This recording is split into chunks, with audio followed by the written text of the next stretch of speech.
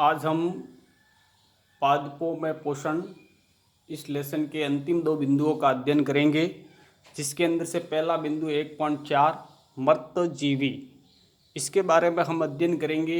अब जैसे बारिश का मौसम आ गया है, तभी आपको छत्रक या मशरूम का पौधा दिखाई देगा। एक आप अपनी किताब में जो चित्र है उसके अंदर भी देख सकते हैं, एक छतरी नुमा होता है और ये पौधा बारिश के मौसम में आता है। इसको मृतजीवी पादप कहते हैं। मृतजीवी पादप के बारे में आज हम अध्ययन करेंगे एक क्रियाकलाप के माध्यम से। सबसे पहले इसको अपने बाजार में छत्रक या मशरूम बिकते भी देखे होंगे आपने। वर्षा के दिनों में वृक्षों की सड़ी गली व टूटी टहनियों अथवा तनों या साल पर यहाँ साते के समान संरचनाओं के गुच्छे भी आपने देखे होंगे। आप जब गांव के बाहर कहीं गंदगी में गए होंगे तो वहाँ पर ये मशरूम का पौधा आपने देखा होगा। बाजारों में भी बिकने के लिए आता है, तो वहाँ पर भी आपने इसको बिकने के लिए देखा होगा। ये किस प्रकार का होता है वो आप देखेंगे। जैसे जो गली सीढ़ी वस्तु होती है उसके ऊपर ऐसा छतरी नुमा पादप होता है, यूँ ऐसे छतरी की छतरी होती है, छाते के समान होता है, जो गली सड़ी वस्तुओं के ऊपर बारिश के दिनों में पैदा या अंकुरित होता है। ठीक है, इसको एक अपने क्रियाकलाप द्वारा भी आप समझ सकते हो। संरचनाओं के गुच्छे भी देखे होंगे। आइए देखें कि जीवन यापन हेतु इन्हें किस प्रकार के पोषण की आवश्यकता होती है। ये जो मशरूम का पौधा है, इसको अपने जीवन यापन के लिए किस प्रकार के पोषण की आवश्यकता होती है, इसके बारे में भी अध्ययन करेंगे।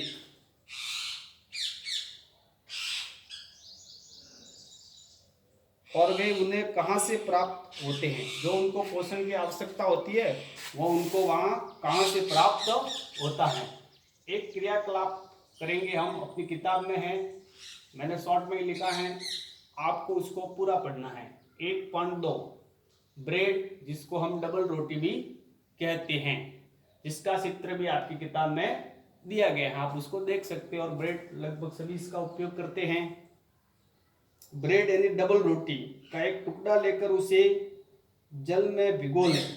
इसे किसी नम एवं उष्ण स्थान पर 2 से 3 दिनों के लिए रखना है, अथवा उस समय तक रखा रहने दीजिए जब तक कि उस पर रोहे जैसी संरचना न दिखाई देने लगे।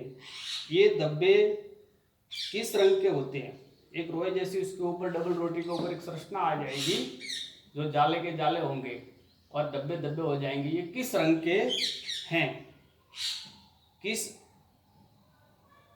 अवधिक लेंस अथवा सूक्ष्मदर्शी, उसको अब क्या करना, उस धब्बों को आपको सूक्ष्मदर्शी की सहायता से इसका अवलोकन करना। सूक्ष्मदर्शी की सहायता से आप देखोगे तो उसके अंदर और सारी चीजें आपको दिखाई देगी और एकदम आपको जाले वगैरह सब दिखाई देंगे।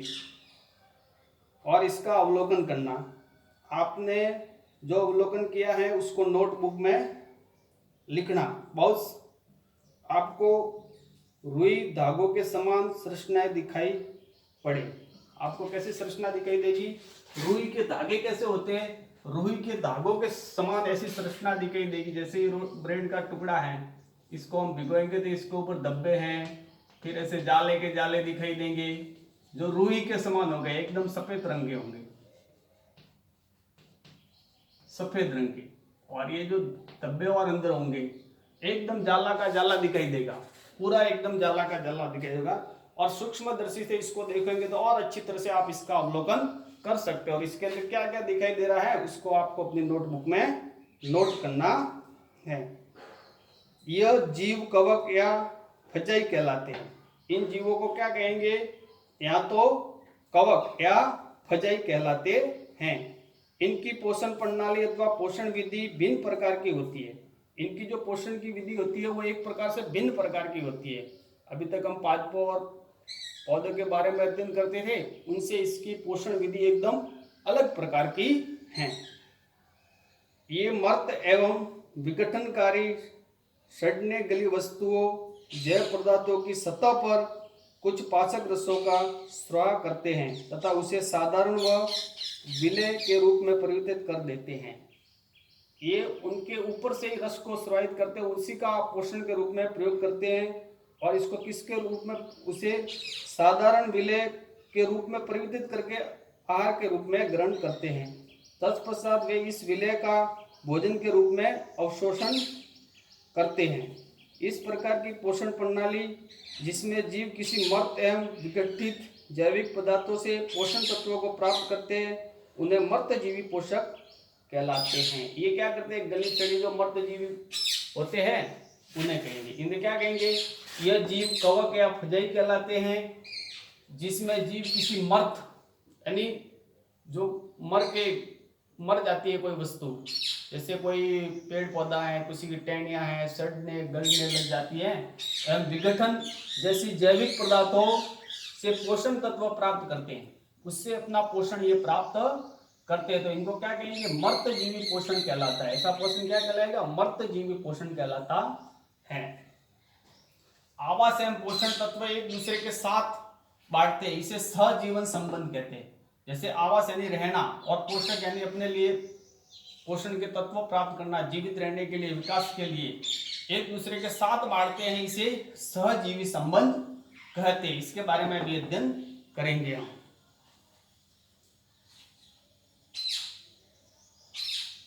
कवक व फजई आचार चमड़े, कपड़े एवं अन्य पदार्थों पर ऊँघते हैं। आपने अपने देखा होगा कि आचार होता है अपने घर पे, जैसे आम का अचार होता है, केर का अचार होता है, तो उसके ऊपर ये फफूंद आ जाती है एक वाइट कलर की जाले के समान।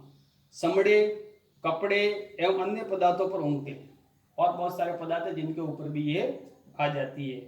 ये उन स्थान, आप इसके लिए एक उदाहरण भी देख सकते हैं। अपने जो टिफिन में जो रोटी रखते हैं उसको 4-5 दिन के लिए बंद रखना, तो उसके अंदर भी फफूंद आ जाएगी। कभी आपने देखा होगा ऐसा टिफिन, जो अपना टिफिन कहीं भूल से विद्यालय में रह जाता है, उसके बाद में हम उसको 3-4 दिन बाद में खोलते हैं तो उसके अंदर फफूंद आ जाती है। ये उन स्थानों में भी ऊँघते हैं जो नम एवं उष्ण होते हैं। नम और उष्ण यानी जो गर्म और ठंडे दोनों स्थानों पर ये अंकुरित हो जाते हैं। कवकों की वृद्धि के लिए वर्षा ऋतु सबसे अच्छी परिस्थिति प्रदान करती है। अभी जो वर्षा ऋतु चल रही है, इसके अंदर सबसे ज़्यादा ये अंकुरित होते हैं, इनके लिए बहुत ही उपजाऊ ऋतु है।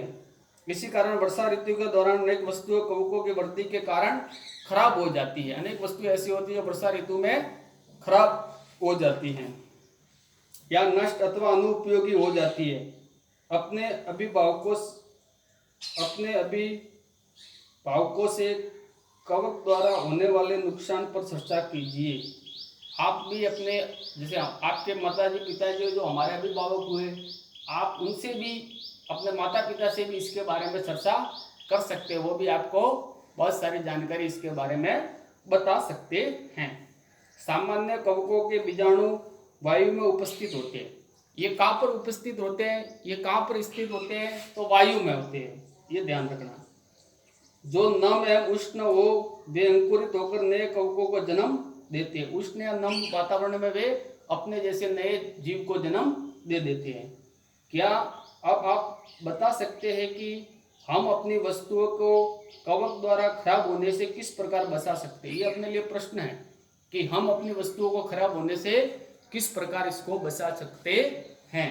जैसे आप रोटी को रखते हैं तो उसके ऊपर हवादार कपड़ा डाल के उसको बचा सकते हैं। अचार डालते हैं आम का, तो उसके अंदर तेल के अंदर उसको डुबो को रखेंगे, तब तक उसके अंदर फफूंद नहीं आएगी। इस प्रकार से बहुत सारे अपने घरेलू नुस्खे हैं जिससे इसको हम बचा सकते हैं। कुछ जीव एक दूसरे के साथ रहते हैं, मैंने अभी बताया था ना, आवास एवं पोषण तत्व एक दूसरे के साथ बांटते हैं, इसे सहजीवी संबंध कहते हैं। तो इसके लिए क्या करेंगे हम, और इसको समझने के लिए हम थोड़ा नीचे आएंगे। कुछ जीव एक दूसरे के साथ रहते हैं तथा अपना आवास एवं पोषण तत्व एक दूसरे के साथ बांटते हैं, इसे सहजीवी संबंध कहते हैं। उदाहरण के लिए कुछ कवक वृक्षों की जड़ों में रहते हैं। कुछ कवक ऐसे होते हैं जो वृक्ष की जो जड़ें होती है उनके अंदर रहते हैं। वृक्ष कवक को पोषण प्रदान करते हैं और वृक्ष कवक को क्या करते हैं, पोषण प्रदान करते हैं, उसको उसके विकास के लिए जो तत्व चाहिए वो उसको पोषण प्रदान करते हैं। कौन प्रदान करते हैं? वृक्ष। बदले में उन्हें जल एवं पोषण की अवशोषण में सहायता मिलती है। वृक्ष के लिए इस संबंध को विशेष महत्व है। लाइकेन, अब आप एक लाइकेन कहे जाने वाले कुछ जीवों में दो भागीदार होते हैं। जैसे लाइकेन कहे जाने वाले जीवों में दो भागीदार होते हैं। दो भागीदार यानी दो साझेदार एक दूसरे के साथ में। लाइकेन कहे जाने वाले कुछ जीवों में दो भागीदार होते हैं। इनमें से एक शैवाल होता है। एक क्या होता है? शैवाल। तथा दूसरा कवक। एक तो शैवाल होता है, दूसरा कवक होता है। शैवाल में क्लोरोफिल उपस्थित होता है। जैसे शैवाल होता है उसके अंदर तो क्लोरोफिल उपस्थित रहेगा, जबकि कवक में शैवाल को रहने का स्थान, आवास, जल एवं पोषण तत्व उपलब्ध कराता है। जबकि कवक क्या करता है? शैवाल को रहने के लिए स्थान यानी आवास, जल एवं पोषण तत्व उपलब्ध कराता है। ये कौन कराता है? कवक शैवाल को करवाता है। जबकि शैवाल में क्या होता है? क्लोरोफिल होता है।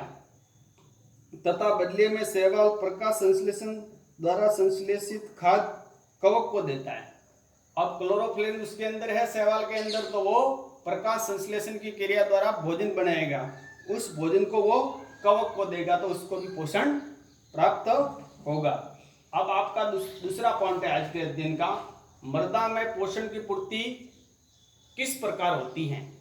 मृदा है उसके अंदर ये पोषक तत्व की पूर्ति किससे होती है या किस प्रकार हो सकती है। मृदा के अंदर ये तत्व कहाँ से आते हैं और कहाँ से इसको मिलते हैं, इसके बारे में ये आज के लेसन का अपना अंतिम पॉइंट है। इसको समझेंगे। आपने उर्वरक के बारे में, खाद में नाइट्रोजन, पोटेशियम, फॉस्फोरस जैसे पोषक तत्वों के बारे में आपने कक्षा 6 में भी पढ़ा है। लेकिन ये कहाँ से मृदा में मिलते हैं या मृदा से इनको पादप किस रूप में ग्रहण करते हैं, शैवाल है, कवक है, उनके लिए भी किस प्रकार से उपयोगी हो सकते हैं, या को बहुत सारे जो मृदा से पोषण प्राप्त करने वाले जीव धरती पर हैं। मृदा में पोषण की पुनः पूर्ति के लिए किस प्रकार होती है? क्या आप किसानों को अपने खेतों में अथवा माली को बगीचे में लॉन एवं गमलों में खाद अथवा उर्वरक डालते देखा है? क्या आप जानते हैं कि वे इन्हें मृदा में क्यों मिलाते हैं?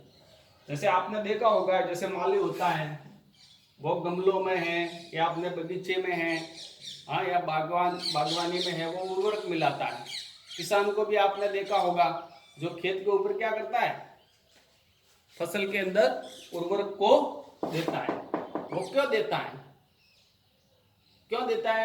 क्योंकि इस उर्वरक में नाइट्रोजन, पोटेशियम और फास्फोरस जैसे पोषक तत्व होते हैं जो मृदा में, मिट्टी में कम पड़ जाते हैं, तो उसकी पूर्ति के लिए उर्वरक दिए जाते हैं। आप पढ़ चुके हैं कि पादप मृदा से खनिज पोषण तत्व अवशोषित करते हैं। सब खनिज और पोषण तत्व पादप कहाँ से अवशोषित करते हैं? मृदा से ही अवशोषित करते हैं। अतः मृदा में इनकी मात्रा लगातार कम होती जाती है। वो जब मृदा से पोषक तत्वों को ग्रहण कर लेंगे तो धीरे धीरे इसके अंदर मृदा में इसकी क्या होगी? कमी होती जाएगी। उर्वरक एवं खाद में नाइट्रोजन, पोटेशियम, फास्फोरस जैसे पोषक होते हैं। पादपों द्वारा लगातार उपयोग किए जाने के कारण मृदा में इनकी मात्रा धीरे धीरे कम होती जाती है। इसलिए मृदा को इन पोषण तत्वों में समृद्ध करने के लिए भूमि में उर्वरक तथा खाद मिलाने की आवश्यकता होती है। यदि हमें पादप को पोषण की आवश्यकता के बारे में ज्ञात हो तो हम न केवल पादपों की आवश्यकता के बारे में ज्ञान हो तो हम न केवल पादपों को उगा सकते हैं बल्कि उन्हें स्वस्थ भी रख सकते हैं। यदि हमको ये सब जानकारी हो गई, इस पौधे को किसकी अब जरूरत है, नाइट्रोजन की जरूरत है, पोटेशियम की जरूरत है, फास्फोरस की जरूरत है, तो हम उर्वरक समय पे देंगे, जल, पानी, खाद वगैरह, तो उसको हम क्या करेंगे? पादप को स्वस्थ रख सकते हैं। इसीलिए हम उर्वरक देते हैं, क्योंकि लगातार फसल लेने से या लगातार उस पेड़ के द्वारा मृदा से पोषक तत्वों को प्राप्त करने पर उसके अंदर कमी हो जाती है, इसलिए उर्वरक दिए जाते हैं। पादपों को प्रोटीन बनाने के लिए सामान्य नाइट्रोजन की अधिक आवश्यकता होती है। जैसे पादपों को प्रोटीन बनाने के लिए नाइट्रोजन की अधिक आवश्यकता होती है। यदि पादपों को प्रोटीन बनाने के लिए नाइट्रोजन की सबसे अधिक आवश्यकता होती है, तो वो नाइट्रोजन को किस प्रकार से प्राप्त करता है, मैंने बताया था विलय के रूप में भूमि के अंदर से ग्रहण कर सकता है। हमने पढ़ा भी है कि नाइट्रोजन वायुमंडल में प्रचुर मात्रा में है, लेकिन पौधा उसको उसी रूप में ग्रहण नहीं कर सकता, वो उसको भूमि के अंदर से विलय के रूप में जड़ों द्वारा ही ग्रहण कर सकता है। फसल कटाई के बाद मृदा में नाइट्रोजन की कमी हो जाती है। जब हम फसल को काट लेते हैं तो नाइट्रोजन की मृदा में कमी हो जाती है, मिट्टी में कमी हो जाती है। यद्यपि वायु में नाइट्रोजन गैस प्रचुर मात्रा में उपलब्ध है, मैंने पहले बता दिया है, परंतु पादप उसको ऐसी रूप में ग्रहण नहीं कर सकता। परंतु पादप इसका उपयोग उस प्रकार करने में असमर्थ होते हैं। पौधे नाइट्रोजन को विलय के रूप में अवशोषित कर सकते हैं। मैंने बताया पौधे होते हैं वो नाइट्रोजन को विलय के रूप में अवशोषित करते हैं, डायरेक्ट वायु से उसको अवशोषित नहीं कर सकते, विलय के रूप में जड़ों द्वारा ही उसको अवशोषित कर सकते हैं। परंतु राइजोबियम कहलाते हैं, वायुमंडलीय नाइट्रोजन को विलय पदार्थों में परिवर्तित कर देते हैं। जिन्हें क्या कहेंगे, राइजोबियम, ये वाले राइजोबियम कहलाते हैं। परंतु राइजोबियम अपना भोजन स्वयं नहीं बना सकते। राइजोबियम है वो भी अपना भोजन खुद नहीं बना सकते। ये चना, मटर, मूंग, सेम तथा अन्य फलीदार पादपों की जड़ों में रहते हैं। ये कहाँ रहते हैं, फलीदार जो पौधे होते हैं उनकी जड़ों के अंदर रहते हैं तथा इन्हें नाइट्रोजन की आपूर्ति करते हैं। और इनको क्या करते हैं, पेड़ पौधों को नाइट्रोजन की आपूर्ति करते हैं। इसके बदले पादप इसको राइजोबियम जीवाणु को आवास एवं खाद्य प्रदान करते हैं। ये इनको नाइट्रोजन प्रदान करते हैं तो ये इनको क्या प्रदान करते हैं, खाद्य और आवास रहने के लिए।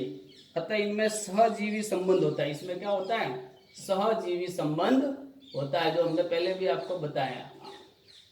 इसे सहजीवी संबंध भी कहते हैं। ये देखो दूसरा पॉइंट, दालों की फसलों के लिए इन्हें मृदा से नाइट्रोजन उर्वरक देने की आवश्यकता नहीं पड़ती है। ये इन्हीं दाल की फसल उगाने के बाद अगली फसल के लिए भी सामान्यतः उर्वरक की आवश्यकता नहीं होती। यदि आप मूंग की दाल है या और किसी पौधे का आप खेत में उगा देते हो तो उसके बाद में उसको उर्वरक की उसके बाद में जो फसल आप उस खेत में दूसरी फसल कोई जैसे सरसों की बो दी तो उसको नाइट्रोजन की आवश्यकता नहीं पड़ेगी, इतनी ज़्यादा नहीं पड़ेगी, क्योंकि उसके ऑलरेडी उस भूमि में उसकी क्षमता बढ़ जाती है, तो उसको उर्वरक देने की आवश्यकता नहीं रहती। इसलिए फसलों को बदल बदल के बोया जाता है। आज आपका ये प्रथम लेसन अध्याय है जो पूरा हो गया है। अब इसका गृह कार्य आगे आपको नोट करवाएंगे।